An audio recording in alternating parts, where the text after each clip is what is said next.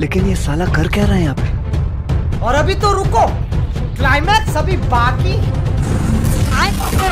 साले तू ये भगवान क्या जुल्म।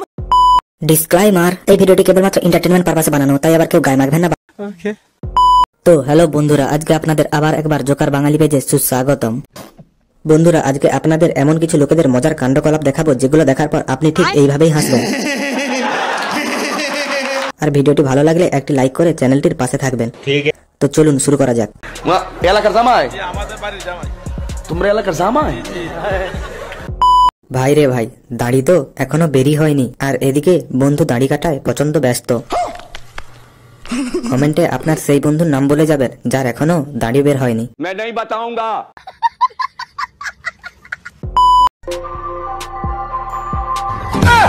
इसकी माँ का भोला चेहरा।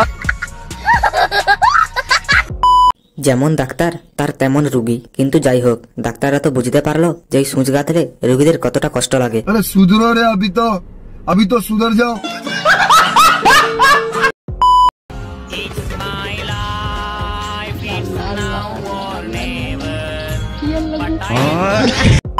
দিদির প্রচন্ড রাগ ছিল মানলাম, কিন্তু যাই হোক, রাগের তালে পড়ে দিদি বেশি কিছু জিনিস ক্ষতি করতে পারলো না। বাহ দিদি, বাহ দিদি।